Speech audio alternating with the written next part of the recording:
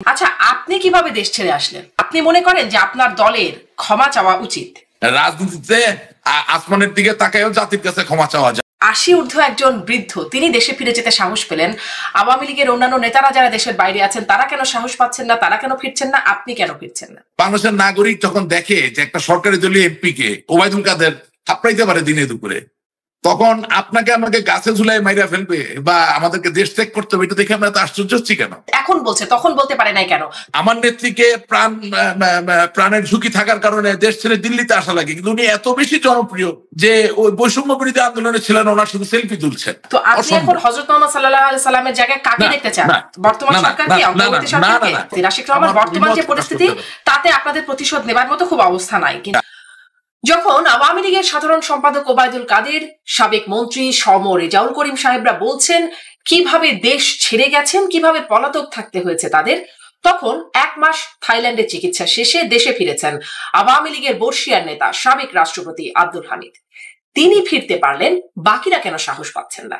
আজকের অতিথি আওয়ামী লীগ নেতা রাশেক রহমান।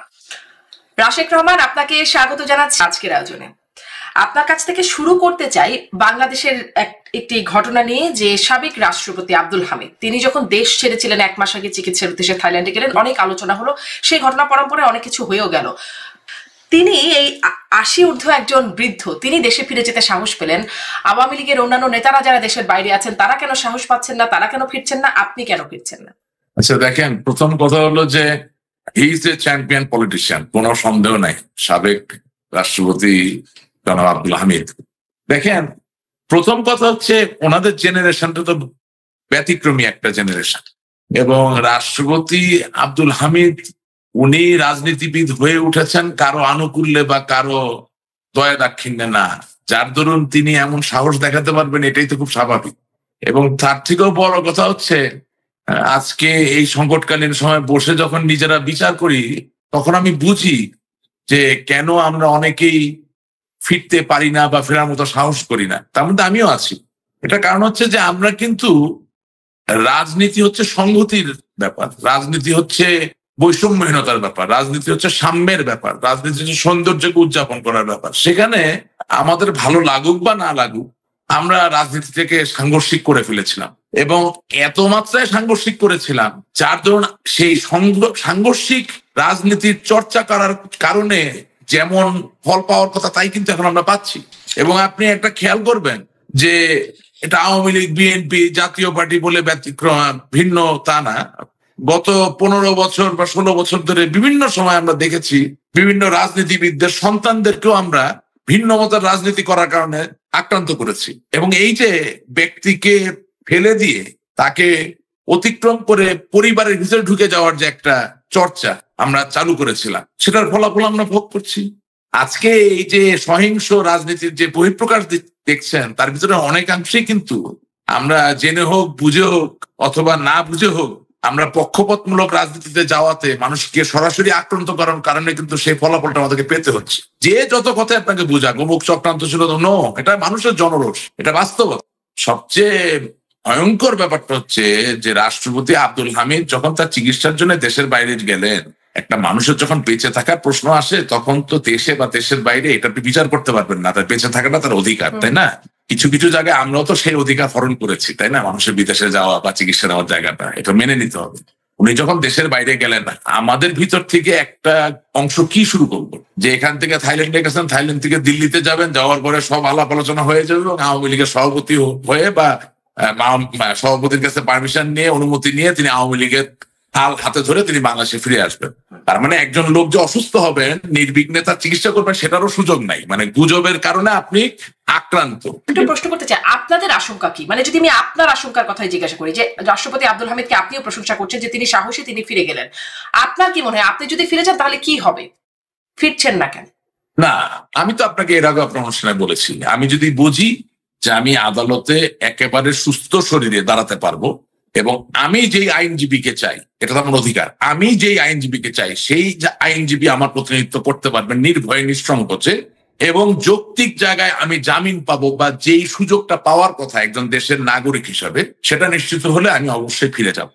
আজকের এই পরিবেশের জন্য আমি এককভাবে হয়তো বা দায়ী না, আমি নিজেকে নিজের অংশটুকু নিতে রাজি আছি, কিন্তু ব্যাপক অর্থে যাদের কারণে আজ এই পরিবেশটা তৈরি হয়েছে তারা যদি অনুভব না করেন যে সাংঘর্ষিক রাজনীতির থেকে বেরিয়ে আমাদেরকে আসতেই হবে, সেটা আগে পারি নাই এখন পারতে হবে অথবা আগামী দিনে পারতে হবে। কেন আপনাকে এই কথাটা বলছি?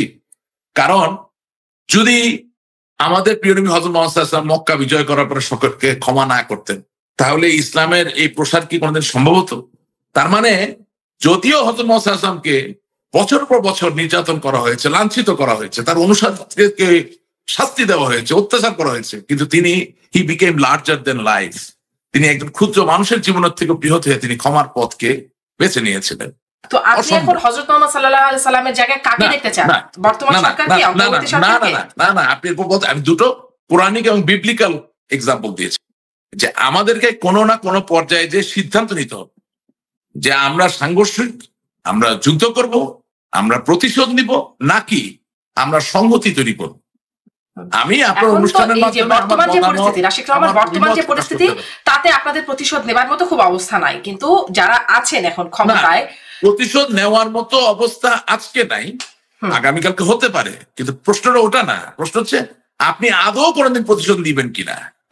আপনার পূর্ব অভিজ্ঞতা বলে বা ইতিহাস বলে আপনারা প্রতিশোধ পরায়ণ, রাশিদ রহমান জি, আপনারা প্রতিশোধ পরায়ণ। এখন আপনারা কি চাইছেন যে হযরত মুহাম্মদ সাল্লাল্লাহু আলাইহি সাল্লামের সেই রোলে বর্তমান অন্তর্বর্তী সরকার মানে থাকুক এবং আপনাদেরকে সেইভাবে ক্ষমা সুন্দর দৃষ্টিতে দেখুক?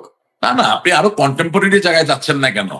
আমি আশা করি এটাকে তির্যক ভাবে না নিয়ে সোজাসুজি ভাবে নেবেন। 1971 সালে আপনার গণহত্যার পরে, 1971 স্বাধীনতা যুদ্ধের পরে এই যে শতাধিক পাকিস্তানি কমান্ডার যারা গ্রেপ্তারকৃত অবস্থায় এবং সিপাহীরা যারা গ্রেপ্তার ভারতে চলে গেল, এই যে সিমলা চুক্তি শোনেন, তাদের কারো শেষ পর্যন্ত বিচার বা কিছু করলেন না কেন?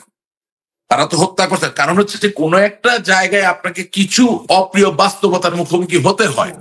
আমি সেটা সমর্থন করি, সেটা বলি না, আমি বলছি এগুলো চিন্তা ভাবনা করার বিষয় আছে। আপনি আমাকে যে প্রশ্ন করছেন সেটার কোনো একক উত্তর হয় না। উত্তরটা হচ্ছে আমাদেরকে এটা চিন্তা করতে হবে। তো আপনারা কি ক্ষমা চাইবেন? আপনারা যদি বলেন ধরেন সেই বাস্তবতা যদি আসতে হয়, একটা পক্ষকে আগাতে হবে। শুনেন না, আপনারা তো ক্ষমা চান না। শুনে না, আমি তো কম বুঝি, আমরা মনে করি ভুল ত্রুটি মানুষ করে। আমার মনের ইচ্ছায় তো আর কোনো ভুল ত্রুটি নেই, হয়তো মানব কার্যক্রমে ভুল থাকতে পারে, সেখানে আমি ক্ষমা চেয়ে যদি নতুন করে শুরু করি আমি দোষের কিছু দেখি না। কারণ আমাদের থেকে অনেক বেশি বোঝা বোঝা লোক আছে যারা মনে করে ক্ষমা চাইবো কার কাছে, কিসের কাছে, কখন। এবং আচ্ছা, তাহলে একটু সামারিটা আপনি চাইছেন, আপনি মনে করেন যে আপনার দলের ক্ষমা চাওয়া উচিত? না, এখানে দুটো ব্যাপার আছে। একটা হচ্ছে যে ভুল সিদ্ধান্ত গুলো নিয়েছি সেই ভুল সিদ্ধান্ত গুলো আগামী দিনে হবে না, এটা রিঅ্যাসিওর করা। এটাকে আপনি ক্ষমা বলবেন না সংশোধনী বলবেন না কি ভাষায় প্রকাশ করবেন আমি জানি না।